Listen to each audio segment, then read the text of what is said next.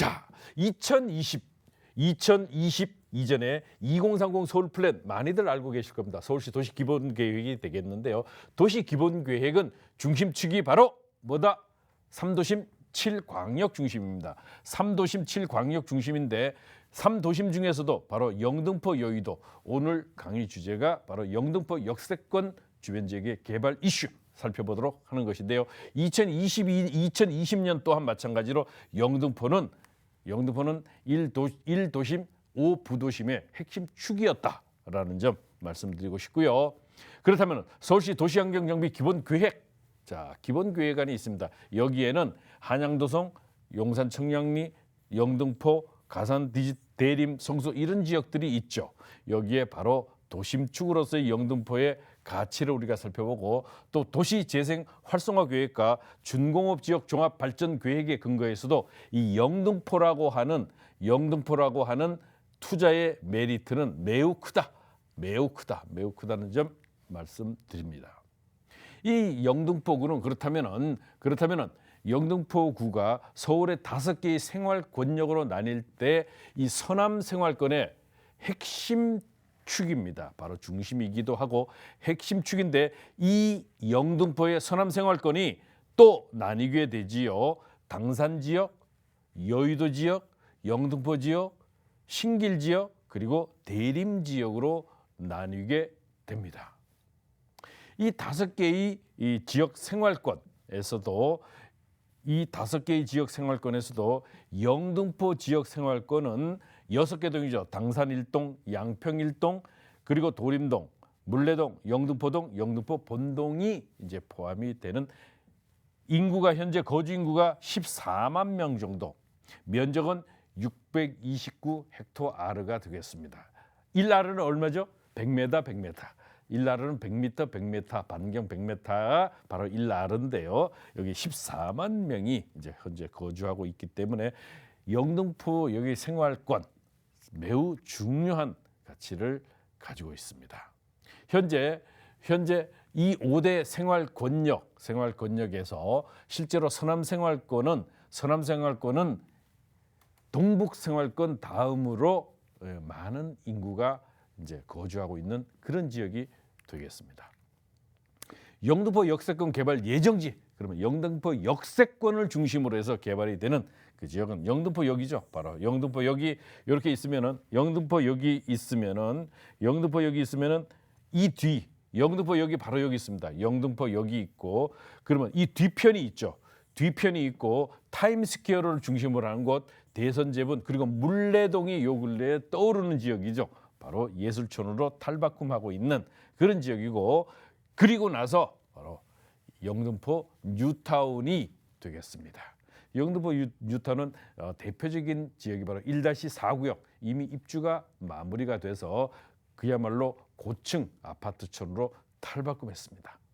예, 이런 가치인데, 영등포 뉴타운만 해도 25개의 구역으로 나뉘어져 있었는데 해지된 곳 일부를 제외하고 계속 사업들이 진행이 되고 있다. 나중에 좀 이따 살펴보도록 하겠습니다.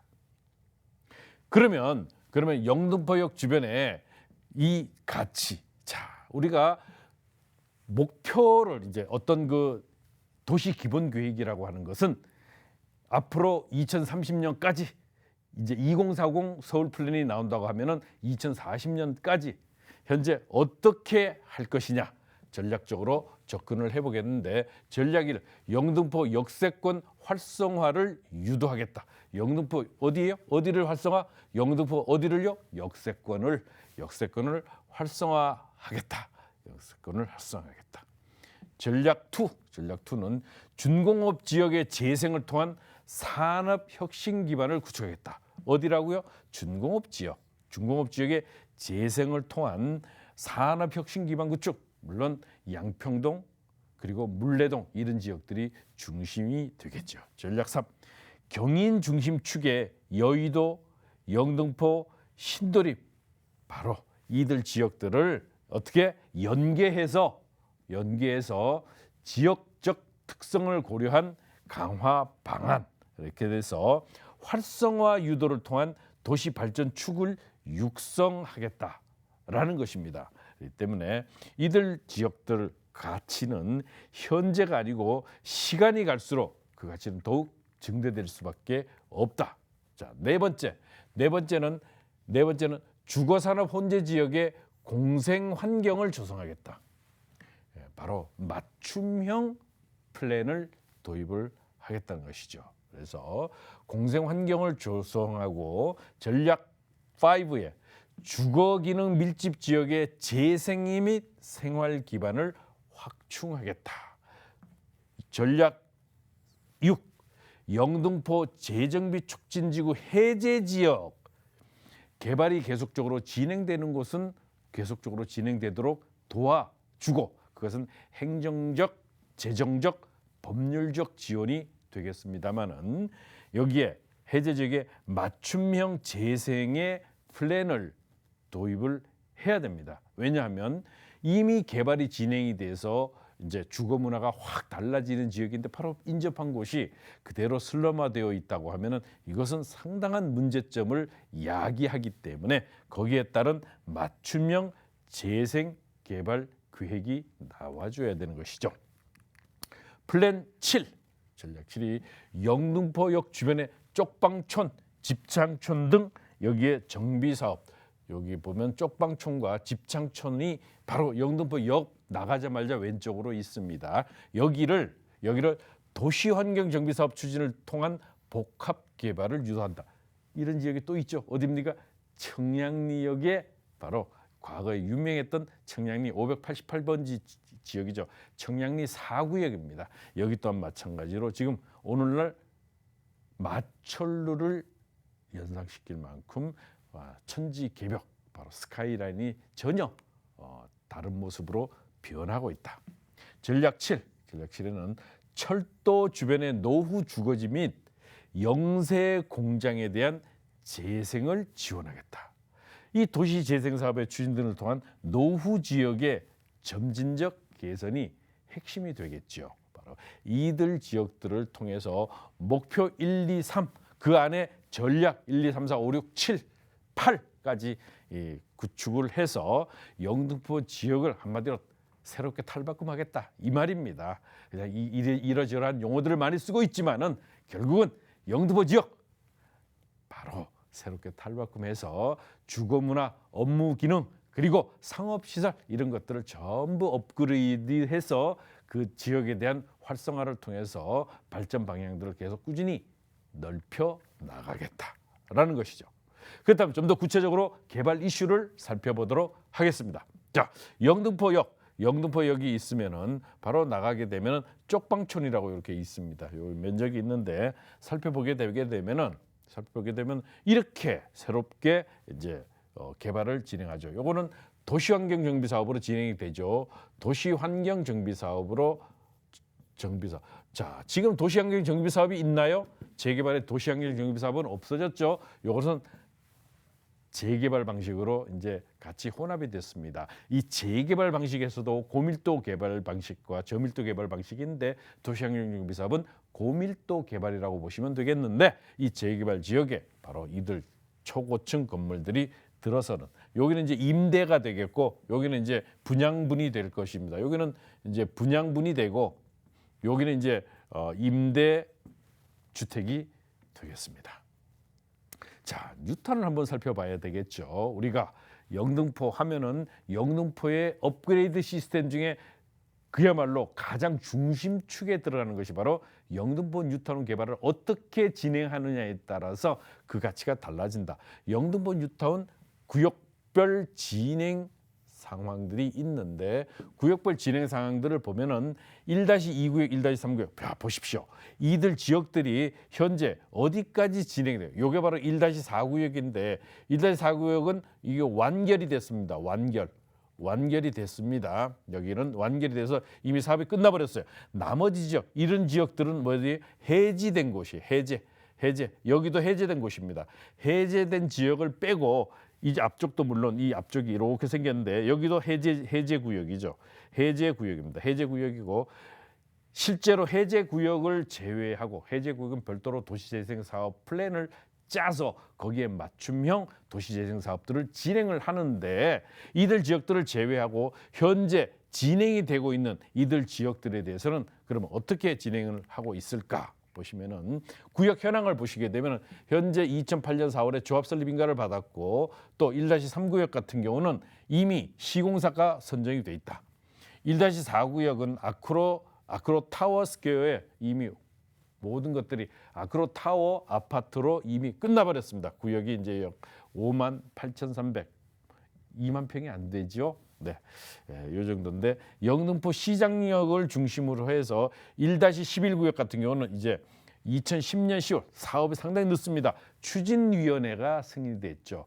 추진위원회 다음은 바로 조합 설립 인가 단계가 되겠는데 아파트 값이 이제 상당 부분 상승하게 되니까 재개발에 대한 반대 움직임들이 이제 찬성으로 상당히 돌아서는 이런 양상을 알 수가 있습니다. 1-13구역 같은 경우는 2010년 4월에 조합 설립 인가를 받았었는데도 그냥 지지부진하다가 이제 탄력을 조금씩 받기 시작하고 있다. 1-14구역 마찬가지로 2005년에 구역 지정이 되고 나서 그냥 그대로 잠자듯이 있었던 그런 지역들입니다. 1-12구역 마찬가지죠. 구역 지정이 되고 난 이후에 전부 잠자고 있었는데 이들 지역들에 대한 개발을 어떤 식으로 가져가느냐에 따라서 영등포 지역 전체에 영향을 미칠 수밖에는 없다. 그렇기 때문에 이들 부분들이 매우 중요한 가치를 가지고 있는데 여기에 특히 1-2, 3, 4, 그다음에 11, 12, 13, 14 바로 7개 구역이라고 하면은요 전체 뉴타운 지역의 3분의 1이 조금 안 되는 그런 구역이라고 보시면 되겠습니다. 이렇게 7개 구역이 이제 앞으로 사업에 여기는 한마디로 아파트로 탄생을 하게 되는 것입니다. 이런 지역들이 하나하나 변화가 오게 될 때 영등포의 가치. 그러면 우리는 투자적인 측면에서 본다. 투자적 측면에서 본다고 하면은 그러면 어떻게 할 것이냐? 투자적인 측면에서 나는 어떻게 해야지? 그것이 바로 세미나에 오셔야 되는 이유이지요. 세미나를 통해서 그렇다면 나는 어떤 지역에 어떤 곳을 얼마만한 금액으로 어느 기간 동안 투자를 할 것인가 이런 것들이 정해져야지. 그렇지 않고 여기 돈대 하고 무조건적으로 들어온다 이것은 아닙니다. 무주택자에게는 내 집 마련의 꿈을 또 이미 집이 있어서 자금 여력이 있는 분들에게는 투자의 대상으로 한다고 하면은 법률적 부분들을 그리고 행정적 부분들 그리고 이제 여러 가지의 어떤 절차적 이런 부분들을 이제 살펴봄으로 해서 투자의 성공률을 더욱 높이는 이런 방법들을 찾아나가자. 그러면 영등포 뉴타운이 영등포 뉴타운이 있었고요. 그리고 그 다음에는 바로 영등포의 생활권 계획이 되겠는데 영등포의 생활권은 지역생활권이 있죠. 지역생활권이 있고 여의도 지역생활권이 있고 당산 지역생활권이 있고 신길 그리고 대림 이 5개의 생활권 계획들이 있습니다. 이 5개의 생활권들이 있는데 이 중에서도 핵심 축은 영등포와 여의도가 되겠습니다. 영등포와 여의도가 되겠는데 영등포 지역생활권은 면적은 629헥토아르 영등포 전체 면적의 25% 약 4분의 1이 되겠죠. 4분의 1이 되겠는데 인구가 14만 명이 거주하고 영등포구 인구 전체의 33.3% 즉 3분의 1이 거주한다는 것이죠. 바로 이것이 영등포의 지역생활권이고 그리고 여의도의 지역생활권도 중요합니다. 여기는 840헥토아르고요. 영등포 면적의 34.2%, 3분의 1이 조금 넘는 면적인데 인구가 3만 4천 명밖에 되지 않아요. 3만 4천 명. 여의도에 거주하는 인구는 3만 4천 명 정도. 바로 이것이 두 개의 축이 어떻게 연계해서 개발이 되느냐에 따라서 주변 지역으로의 파급 효과 또한 크게 미칠 수밖에는 없다. 그렇기 때문에 이 두 지역의 개발을 어떻게 가져가느냐가 매우 중요하다. 특히 전통과 현대가 어우러지는 영등포 지역의 생활권, 바로 여기는 전체 면적의 약 3분의 1이 된다고 말씀을 드렸죠. 목표 1, 2, 3, 4, 5를 두면서 조금 아까 제가 말씀드린 전략 1, 2, 3, 4, 5, 6, 7, 8을 통해서 실제로 어떻게 개발의 방향을 제시하고 있다. 자, 방향을 제시하고 있는데 사실 막연합니다. 그렇다면 영등포 그래 좋아지는데 내가 어떻게 해야 돼? 나 지금 그 투자하고 싶은데 어떻게 해야 돼? 이것에 대한 막연한 부분들, 많은 부분들이 영등포가 앞으로 미래 가치가 좋아지고 여러 가지 어떤 이슈에 의해서 상당 부분 달라진다고 하는데, 그렇다면 영등포가 좋아지니까 나 거기서 투자하고 싶어 하는데도 불구하고 어디에 어떻게 해야 될지를 모릅니다. 문제는 어떻게 할 거예요? 바로 이것에 대한 해법이 필요하시죠. 그렇기 때문에 이 영등포 지역이 좋아진다, 여의도가 좋아진다 하지만은 실제적인 바로 투자의 그 목표점들을 우리가 정확히 표면화시켜야지, 단순히 형상화해가지고 추상적인 어떤 것들을 가지고 이야기해서는 안 됩니다. 자, 여기는 이렇게 되면 여기는 어떻게 변하고 어떻게 변했을 때 어떠한 가치에 의해서 자, 어떻게 수익적 분석이 이루어지는가라는 것을 우리가 확인해 볼 수 있다라고 보시면 쉽게 이해가 되실 겁니다. 자, 그러면 특히 영등포의 가치 중에 가장 중요한 것들 중에 하나가 뭐예요? 바로 준공업 지역이죠. 이 준공업 지역에 대한 바로 개발의 이슈, 이런 것들을 우리가 찾아봐야 되죠. 바로 준공업 지역은, 영등포 내의 준공업 지역은요 58.4%. 어디가요? 영등포의 5개 생활권역 안에서도 영등포 생활권역이 절반을 차지할 만큼 정말 준공업 지역의 분포도가 매우 높습니다. 여기에 우리가 영등포 생활권으로서의 가치를 우리가 증대시켜야죠. 그러면 단순히 준공업 지역이라 그래서 준공업 지역을 뭘로 변환해요? 주거지역으로 변환해야죠. 주거지역으로 변환을 할 때, 주거지역으로 변환을 해 갈 때 거기 안에서도요 실제로 많은 분들이 잘못 투자를 하는 경우가 종종 보고 참 가슴 아팠어요. 가슴 아픈데, 이 주거지역으로 변환을 해 가는데, 주거지역으로 변환할 때 그러면 어떻게 할 것이냐? 이것이 바로 핵심 포인트입니다. 여기에 투자의 성공이 되느냐 안 되느냐가 결정이 되죠. 준공업 지역 비율이 아무리 높아도 준공업 지역에 대한 투자를 내가 선점을 해도 실질적인 그런 투자의 성공이 뒤따르지 않는 많은 이유 중에 하나가 바로 잘못된 준공업 지역에 대한 발전 방향을 보고 있다는 것입니다. 그렇기 때문에 이런 부분들을 잘 살피셔야 된다. 이렇게 되면서 영등포 쪽방촌은 아까 조금 전에도 말씀을 드렸죠. 이 재개발은 도시환경정비 사업으로 진행이 된다고 그랬습니다. 여기에 영구 임대주택이 375, 그다음에 행복주택이 220호, 나머지 주상복합과 이제 오피스텔이 들어오게 되는 그런 곳이 되겠습니다. 또 하나가 있죠. 바로 제2 세종문화회관. 세종문화회관이 제2 세종문화회관이 이제 들어오게 됩니다. 여기에 전체적인 그런 그 영등포의 가치를 증대시킬 수 있는, 사람이 밥만 먹고 사는 게 아니잖아요. 밥만 먹고 살지 않고 볼거리, 먹을거리, 즐길거리가 있어야 된다. 그러면 그 중에서도 특히 문화라고 하는 요 부분은요, 사람의 그 영적 그 지식, 그러니까 삶을 풍요롭게 해주는 그런 것이라고 보시면 되겠습니다. 자, 영등포의 타임스퀘어를 중심으로 한 이 주변 지역의 뒤쪽이 되겠죠. 뒤쪽의 개발 이슈가 바로 대선 재분 자리가 되겠는데요. 여기 도시 정비형 재개발, 여기 또한 마찬가지로 고밀도 개발이 되겠습니다. 물레동 주변에는 뭐예요? 문화예술촌으로 이제 자리매김하게 되고, 이곳 쪽방촌 같은 데가 이제 또 하나의 개발의 이슈가 되고, 바로 여기는 대선 재분 자리가 되겠습니다. 이 대선 재분 자리에도 마찬가지로 고밀도 개발에 의한 초고층 건물들이 들어서게 됩니다.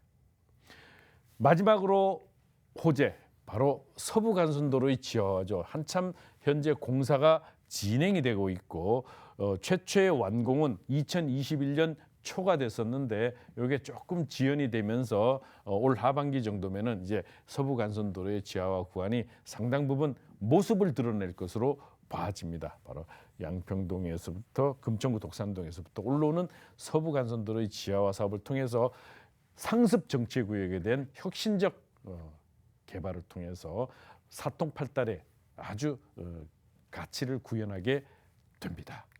자, 한번 살펴보겠습니다. 영등포 역세권 활성화, 첫 번째 준공업 지역 재생을 통한 산업혁신 기반 구축, 경인 중심축, 그리고 주거산업 혼재 지역의 공생환경 조성. 자, 영등포 재정비 촉진지구, 그리고 영등포역 주변의 쪽방촌 개발, 철도 주변의 노후 주거지 개발과 더불어 단절, 철도 지상공항으로 단절된 지역의 연계, 상습 정체 해소를 위한 종합 개선, 이것이 바로 서부간선도로 제물포 터널 이런 공사가 되겠죠. 그리고 안양천과 연계한 바로 자연 환경 조성, 영도 신안산선 2025년 개통, 이거는 매우 중요한 가치죠. 대선 제분 부지, 전시문화 상업복합, 그러면서도 고밀도 재개발이 진행이 되고 2025년 제2세종문화회관 조성까지 바로 이것이 영등포역 주변에 아주 높은 차원이 다른 이런 개발을 통해서 영등포의 가치를 업그레이드 시키는 바로 이런 개발 이슈를 살펴봤습니다.